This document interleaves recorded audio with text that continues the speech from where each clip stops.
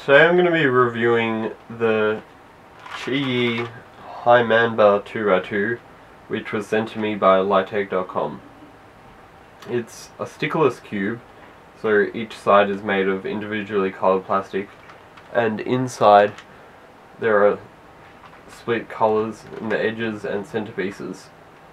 Although this might look good, it's actually WCA competition illegal, which is a disadvantage for this cube.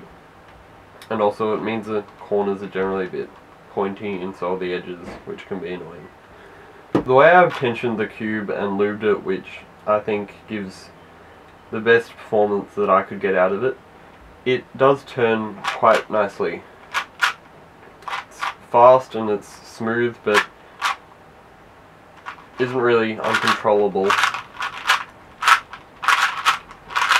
So it does overshoot a bit. Obviously this could be influenced by adjusting the tensions to your liking, but this is how I've set it up. The corner cutting of this cube isn't as good as a Dayan or anything, even though it's got quite a similar mechanism. But it isn't really a huge hindrance. If you go here, which I'd say is about 35 degrees, you can cut it, and if you go to the start of the curve, that's when it struggles, and even after that. So the corner cutting isn't that great, but it doesn't really seem to hinder you much during solves unless you have a really rough turning style. This cube can't really reverse corner cut at all.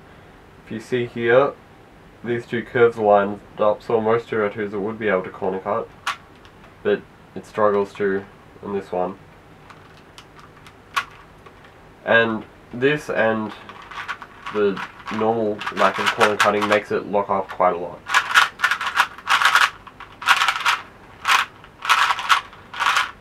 So you can hear it catching, and if you've got a rough turning style, that will be bad for your soles. Again, I'm not really sure if the cube is liable to popping, because I haven't used it a lot, and I haven't set it on really loose tensions or anything. But it does have a similar mechanism to Dayan's, which have popped a lot in my experience. So unless they've made some improvement to the mechanism, then it could still pop. Overall, this is a decent 2x2. It only costs $4.31 on Litech, which means it's probably one of the best cheap colourless, stickerless 2x2s you can buy. Its turning is quite smooth, and although its corner cutting isn't great and locks up a bit, it's still usable to solve.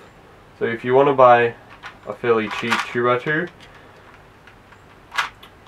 that don't want it to be too bad or anything, then this could be a good 2x2 for you.